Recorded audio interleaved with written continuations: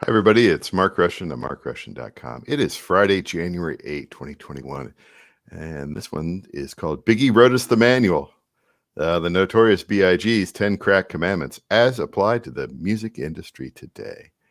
Yes, indeed. I'm going to go over his 10 Crack Commandments, take out some of the language, but sort of apply it over to musicians today, particularly independent musicians, and even maybe even this would include anybody that's sort of publishing these days, music or sound, field recorders. I would even take somebody in sort of arty, avant-garde, or any particular genre. It doesn't have to just necessarily apply to rappers.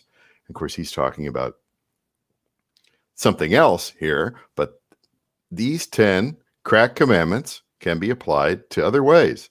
And I always say to musicians out there who are publishing and who are getting on the streaming systems to pay attention to the rappers, pay attention to what they're doing, what their segment of the industry has gone through the past 40 years here, since the early 1980s, the days of signing bad contracts, which seems to be over. You don't hear too much about that anymore. And you see a lot of the rappers, going independent and or working together with legit places that aren't going to screw them over. Let's just put it that way, right? You don't see so much of that anymore. That because largely the rap segment has figured out. And of course, they've expanded into other businesses too, just besides the usual things like acting or clothing lines, liquor lines, marijuana lines, right? Lots of different, lots of diversification there as far as the image and everything. So they're not necessarily reliant on the music, but it still does very, very well, right? It's nice to have those multiple income streams. So yeah, if you're any other musician other than a rapper, then you should be paying attention to this. And I don't think a lot of musicians do that. So let's get into it here. Yes, the Notorious B.I.G. was inducted into the Rock and Roll Hall of Fame in 2020. They really need to rename that. It's because it's just like, it's like when Whitney Houston got in the rock. Well, yeah, she was really rock and roll, right? Just call it the Music Hall of Fame, right? This is music, right? Anyway, there you go. B.I.G. All right, so let's go through these here. Let's go through them. Yes, Biggie I've been in this game for years. It's made me an animal. There's rules to this, and Biggie wrote us the manual, a step-by-step booklet for you to get your game on track and not to get your wig pushed back. Biggie wrote us the manual. Here it is. Let's go through the manual here. This is just 10. This is going to be a short video here. Number 1, never let no one know how much dough you hold. The cheddar breed jealousy. Absolutely. That's why I never talk about, the money aspect of it. Because yes, the cheddar breed jealousy. Anytime any musician goes out there and steps up and talks about how they're actually making money with streaming, or they're making money with sync licensing, or they're making money by having their work sampled, or whether there's always somebody that steps up and wants to criticize you for actually making money. And it's usually to pay no attention to those people. There's fewer and fewer of them these days. Unfortunately, the way that the music journalists work is that they really are the kind of bunch that doesn't want anybody. I mean, just even when Bob Dylan, who's 79 years old, like selling off his past catalog to a company, that's there was probably a good business decision there, and it wasn't necessarily about making money. It was probably for estate planning and other purposes there, and just managing it. It's kind of like when I talk about how I about almost a year and a half ago, I signed up with Songtrust for the management of my catalog on a worldwide basis for mechanical and publishing royalties. There's reasons you do certain things, right? And so,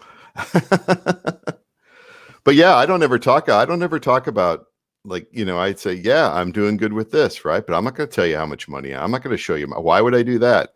Like, you never hear any of the extremely popular people talk about that. I mean, you can see somebody like, Taylor Swift, and how many homes and apartments and places that she owns, a lot of properties. And why not, right? You got the money, put it into something, right?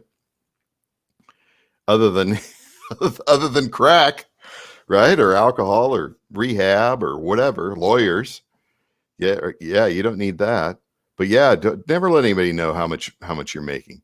Just, if you're doing okay, try to help other people out as far as, their decisions and their perceptions of the industry. That's what you need to be doing, because I just get tired of just even casually seeing these things where, well, Spotify doesn't pay the artist anything.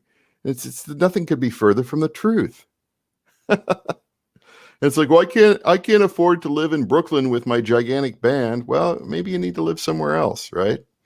They don't want to hear the truth. They don't want to hear the truth. They just want, can you just send me money? Why wasn't I born with rich parents? Sorry, I wasn't either. It's nothing. What are you going to do? So yeah, never let anyone know how much dough you hold. Never let anybody know that, I mean, they can see that maybe some of your tracks are doing good or something like that, but just don't, I try to talk about technique and working within systems and using that to my advantage, just to find a particular audience. And I think that's what other people should do as well. So I kind of really, number one there, I really expanded upon that there. Number two, never let them know your next move. Well, I don't know. I kind of feel like I like to share things here as far as what I'm doing when I talk about things like going with Song Trust or using particular distributors, the reasons why I do that sort of thing. And, I'll say that, but I don't know. I think most artists are lazy and don't pay attention, or they have their preconceived notions, and you're not going to change their mind anyway. And whatever, I'll keep talking about it, but I don't think I'm going to change any hearts or minds with it. Maybe, who knows, right? When I sit there and say, yeah, you should make playlists as an alternate way to promote your work. Oh my gosh, that's work. Oh my gosh. How dare you? How dare I actually spend a half an hour every day, like doing something to help kind of promote my work in a way that isn't some sort of way that we didn't know about in the past, It's like, well, what do you think the rappers are doing, right? They're making playlists, they're making mixtapes, right? How long have mixtapes have an extremely long history, but in the rap community, I mean, absolutely huge for breaking artists over the decades. So anyway, never let them know your next move. He might be right about this, just because people don't really want to pay attention. They want to bring their biases to the table and hold on to them, right? This is going to get me to success by being biased against somebody having actually success doing a certain thing, or somebody who's actually able to expand their audience. So I think he's thought about that, right? Number 3, never trust nobody. Yeah, that's right. Never trust nobody. I would say yes. And this applies to so many different things out in the industry. Whenever you encounter terms of service, don't trust the terms of service. Doesn't even matter what it says. They can do whatever they want to do. We are in a post-TOS society. Companies are going to do what they're going to do. And so, what's that old line from Stereolab? They got a song out there. It's called "What's This?" The lyrics are, "What's society built on? It's built on bluff. It's built on bluff. It's built on trust." And so, they get 3 bluffs and 1 trust. So, be very careful out there. Be very careful out there with what you sign. Don't sign any contracts that haven't been looked at by a lawyer. And if you sign those TOSs, just assume that, things may change in the future. You may have to move on. You may have to move on to a different sort of company for this or that or whatever. You're not set for life. Nothing's permanent. So that's number 3. What's number 4 of the Biggie's crack commandments? This is a big one. Never get high on your own supply. And how I apply this over to the music industry is don't play your own music on streaming services. Never, and don't do anything like payola. Don't use any sort of promotional service, anything that is not legit, right? If you're doing promotional services to get the word out in certain sectors or whatever like that, but if you're paying like streaming farms and bot farms and stuff like that, these are data companies, man. They're going to sniff that out in a second, right? And you're going to be left with no money, and you're going to get canceled out on those platforms. So don't be stupid. Yeah, never get high on your own supply, right? You always want to, if you're going to try to expand your audience and generate income through your catalog, do it through legit measures. Number 5, never sell no crack where you rest at, right? And so I'm not quite sure how to interpret this, but I would say for the music industry, don't do concerts in your home. I know there's been like a tendency to do that sort of stuff here during the past year in 2020.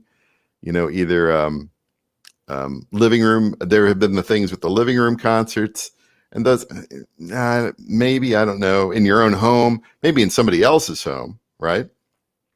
So it's a never sell no crack where you rest at. So do concerts in somebody else's space, but don't do it in your own home, because you don't know who's going to be coming in and stealing stuff. And there's other reasons there too. If you get famous to a certain degree, then you get people showing up and knocking on your door and causing problems, because fans at a low, for not very popular artists can be problems. So yeah. Never sell no crack where you rest at. Number 6, back credit, debt it. I would interpret this as don't loan money out, and definitely don't take an advance. So, try to bootstrap it all you can, right? That says enough there, right? Yeah. Don't take out any loans, and don't give out money to other people. Right. If you're going to give out money to other people, just pay them. Don't try to be a banker or a pawn shop. Right. Number 7, keep your family and business completely separated. Absolutely. I would also expand that to be keep your artistic stuff and your day job completely separate. See, I'm doing this on my lunch hour here, so completely, I got it separated, right? Get the time accounted for and everything. Right, on to number 8. Never keep no weight on you. I interpreted this as don't be in a band, or limit it to as few people as possible. Don't have like a big entourage. Don't have a big collective community or whatever. Don't have as few people working on your behalf personally as you can, and keep it limited, because it's inevitably somebody's going to have a complete disaster of a personal life, or that they might get into trouble, or you don't need that reflecting on you. That's a good one. Number 9. Wait, I gotta type this out. Should have been number 1 to Biggie. If you ain't getting bagged, stay away from the police. Everybody knows that. Everybody. If you ain't getting bagged, stay away from the police. Yeah. How do I interpret that? Don't get into trouble. Don't get into trouble, right? That's, a little further away from what he was getting at there. But yeah, and don't talk to the police. Never talk to the cops. There are many videos out here on YouTube on how to do it. I don't know why they don't play them in school, right? Why you should never talk to the police. That lawyer that gives that presentation for 45 minutes, that should be required viewing for everybody in junior high and high school. Number 10, a strong word called consignment. if you ain't got the clientele, say hell no, because they're going to want money, rain, sleep, hail, snow. Yeah, that's right. This goes back to advances. Or if you're an independent and you're making, you decide to, I'm going to make up a bunch of CDs or vinyl or cassettes. If you don't have clientele, just stick with streaming and downloads. Stick with the digital. It's okay. If you get big enough of an audience that has that sort of a need for that sort of a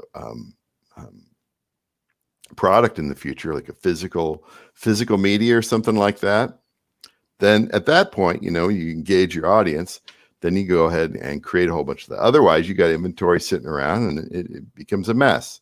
And you've largely wasted how many times have I done that over the years? Too many, right? Anyway, follow these rules and you'll have mad bread to break up. Gotta go. More pies to bake up. Word up. So there you go. That is the 10 crack commandments for Biggie Smalls, kind of applied to the modern day music scene for independent musicians. Yeah. It's a step-by-step booklet for you to get your game on track. I don't know, it just hit me today. I just thought I'd do this. It'd be kind of fun. Not sure if I'm going to make a video later today here, but if not, we'll see you tomorrow.